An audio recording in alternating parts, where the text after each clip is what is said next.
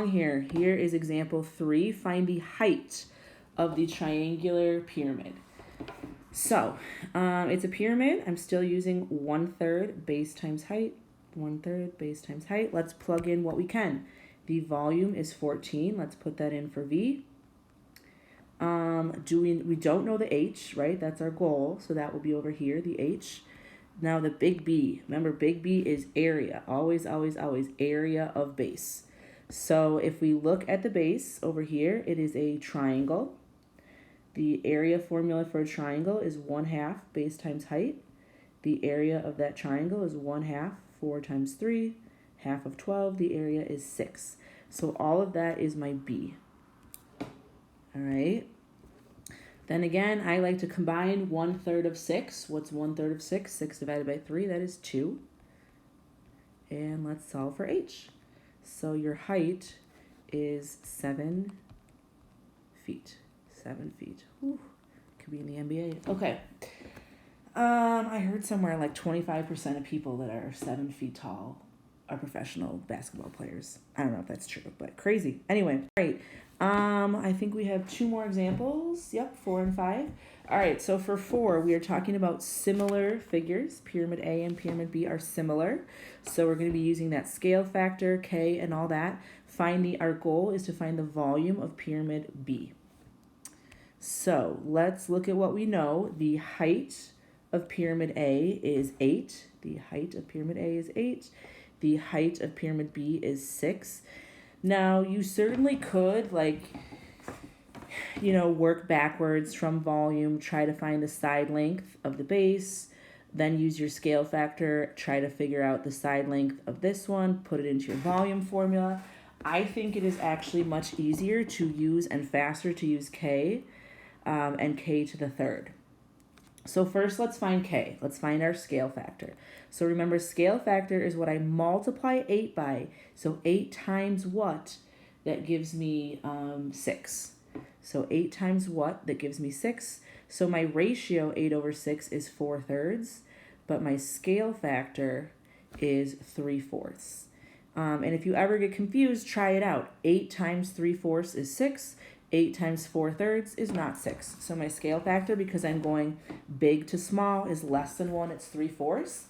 Then similar figures and their volume are related by a scale factor of K to the third, or K cubed. So I need to cube this. I need to do 3/4 cubed. To do this, you don't even need a calculator, really. You just apply the cube to each part. So that means it's 3 cubed over 4 cubed, all right, which is 3 times 3. I'm writing this out so that you understand it. You certainly don't have to. 4 times 4 times 4. So 3 times 3 times 3 is 27. 3 times 3 is 9, times another 3 is 27. 4 times 4 is 16, times another 4 is 64. So this is the ratio. 27 over 64 is the ratio of how my volumes are related. All right, that's not my answer, but it's how the volumes are related. So let's just summarize so far what we did. We took our heights, 8/6. We figured out the scale factor is always the inverse of the ratio, so 4/3. The inverse, 3/4. We cubed that. 3 times 3 times 3, 4 times 4 times 4. We got this. Now our big goal is to find the volume of Pyramid B. The volume of Pyramid A is 96 meters. So I'm going to take 96. I'm going to multiply that by 27/64. And I get 40.5 meters cubed. And that is my final answer. There's a lot of work on here, so I'm just going to highlight it so you don't kind of get lost. So again, we found our scale factor. We cubed it. We took our volume, and we multiplied that by our K to the third power. It's not the only way you could solve that, but not every problem also will be solvable using the other methods, so I did want to show people that. All right, last example, we have a composite solid. It's kind of the math version of a compound word. So a compound shape, basically you have 2 shapes. You have this, I'm on highlighter again. You have this cube or prism on the bottom, and you have this pyramid on the top. So you basically are finding the volume of each part. Pyramid. Okay, you're going to find the volume of each shape and then you add them together. So let's start with the cube or the prism, whatever you want to call it.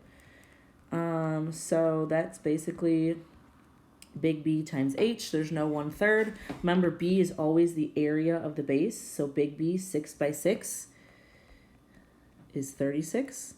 And then the H, since it's a cube, is also 6. So basically you're doing 6 cubed, hence the name cube, 6 to the third. So that is 216 meters cubed. So that is the volume. I'll circle it so I don't lose it. That's the volume of all this.